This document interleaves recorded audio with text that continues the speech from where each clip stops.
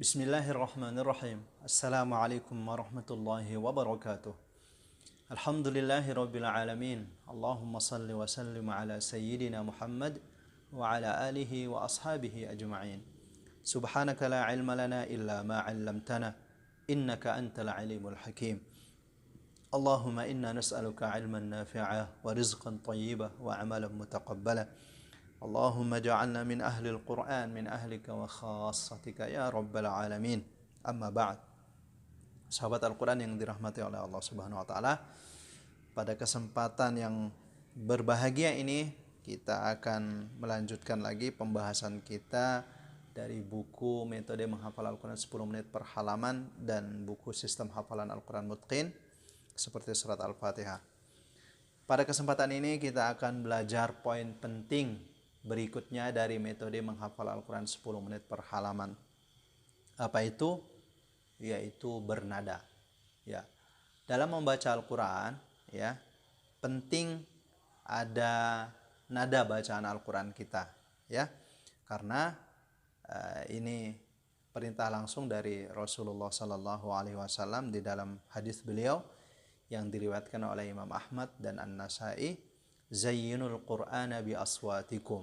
Ya, perindahlah bacaan Al-Quran kalian dengan suara-suara kalian. Nah, jadi kita dianjurkan membaca Al-Quran dengan suara yang indah, ya, tentunya sesuai dengan kapasitas kemampuan kita, ya. Fa innas sautal hasan yazidul Qur'ana husnan. Ya, karena sesungguhnya suara Al-Quran yang indah atau yang bagus itu akan menambah keindahan Al-Quran. Hadis riwayat Imam Ahmad dan Imam An-Nasai. Tentunya di saat menghafal Al-Quran, kenapa dianjurkan menggunakan nada atau irama yang indah? Karena dengan nada atau irama yang indah, kita lebih menikmati bacaan Al-Quran kita. Dan ayat-ayat Al-Quran yang kita hafalkan itu insya Allah akan lebih mudah diingat atau lebih mudah dihafal. Seperti misalnya kalau guru-guru kita, ya, zaman dulu ketika mereka menghafal bait-bait syair misalnya atau bait-bait tajwid, itu mereka biasanya seperti melanggamkan, ya, atau ada irama dan nadanya seperti itu. Jadi karena nada dan irama itu akan lebih mudah teringat oleh otak kita, ya. Bahkan syair-syair lagu terkini itu mudah dihafal dan enak didengar karena memang ada irama dan nadanya. Coba bayangkan kalau lagu-lagu syair-syair lagu-lagu sekarang itu dibaca lurus saja, ya, tentunya akan membuat kita menjadi bosan. Kemudian saya kira itu akan bikin boring dan kita akan meninggalkannya. Ya, bahkan di dalam hadis riwayat Imam Ibnu Hibban, Rasulullah bersabda, "Laisa minna man lam yataghanna bil Qur'an."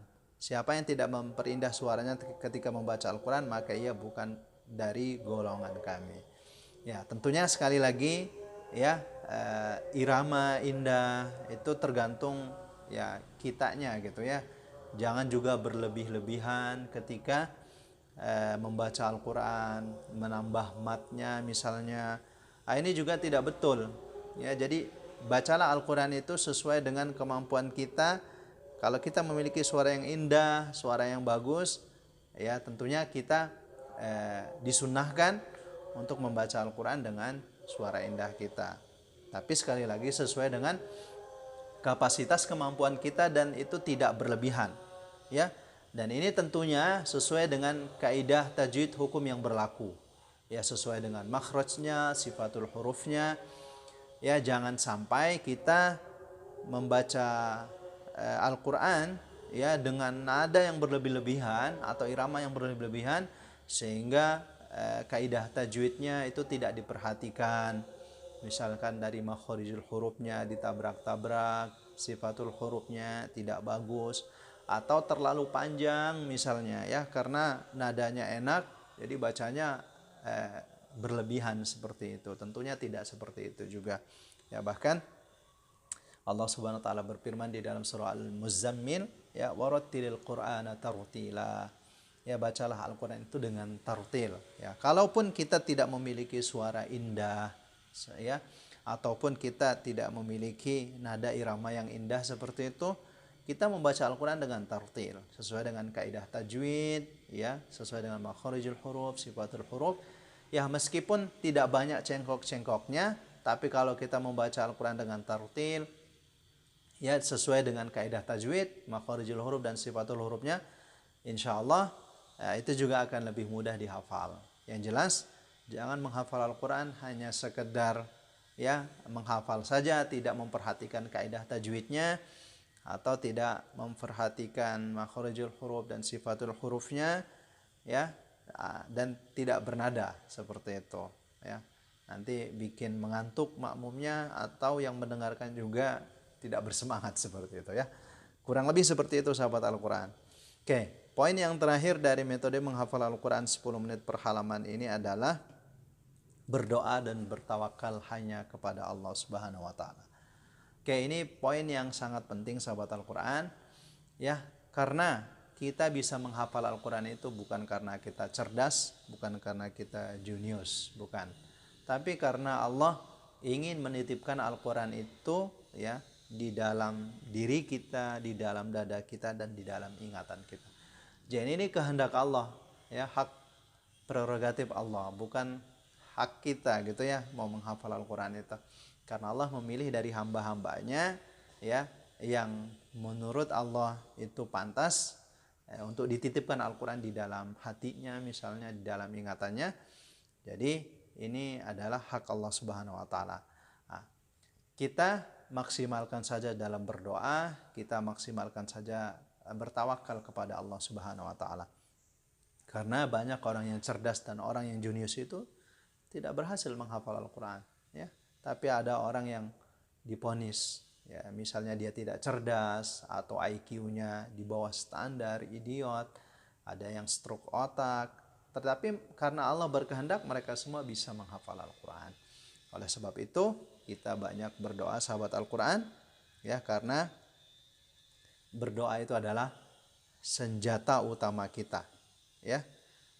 Karena Allah ya malu untuk tidak mengabulkan doa tangan yang sudah terangkat, ya. Bahwa bukti keseriusan kita dalam menghafal Al-Quran adalah kita buktikan dengan kita banyak berdoa, banyak bertawakal kepada Allah Subhanahu wa taala, ya. Tentunya setelah kita maksimal dalam berdoa dan bertawakal kepada Allah, ya, kita maksimal juga actionnya, maksimal juga kesungguhannya dalam menghafal Al-Quran. Allah Subhanahu wa taala berfirman di dalam surah Ali Imran ayat 159, "Fa idza azamta fatawakkal 'ala Allah, innallaha yuhibbul mutawakkilin." Jika Anda telah bertekad dalam suatu urusan, maka serahkan sepenuhnya hanya kepada Allah. Sungguh Allah mencintai orang-orang yang bertawakal. Ya, sekarang kita sudah berazam, bertekad kuat untuk menghafal Al-Quran. Tunggu apa lagi? Gunakan metode yang sudah kita sampaikan dari episode awal sampai episode kali ini, ya. Kemudian berdoa dan bertawakallah kepada Allah, karena Allah mencintai orang-orang yang bertawakal. Kemudian jangan lupa, ya, idza sadaqal 'abdu ma'allah sadaqallahu ma'ah. Jika Anda jujur kepada Allah dalam menghafal Al-Quran, maka Allah juga akan jujur mewujudkan Anda untuk menjadi seorang hafiz atau hafiz Al-Quran.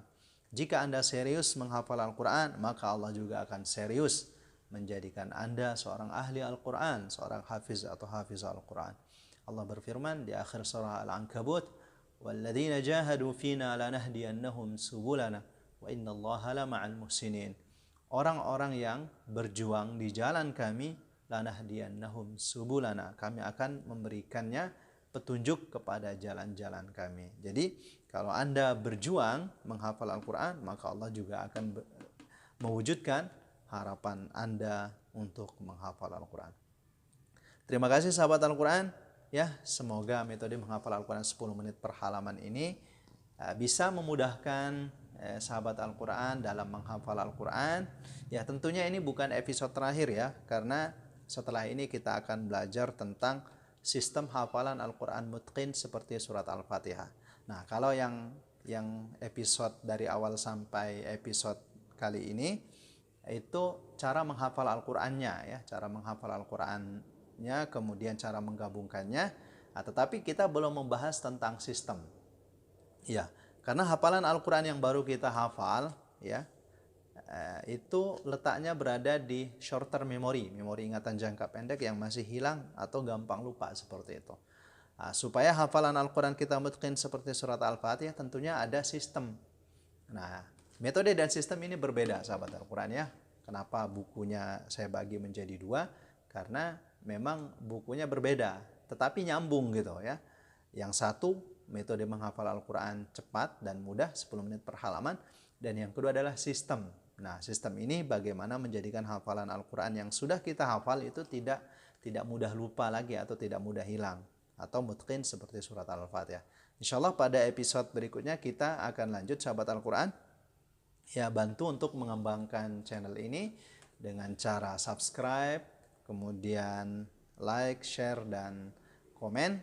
Dan sampaikan juga kepada saudara, mungkin ada yang ingin menghafal Al-Quran, kepada keluarga, kepada sahabat yang lain.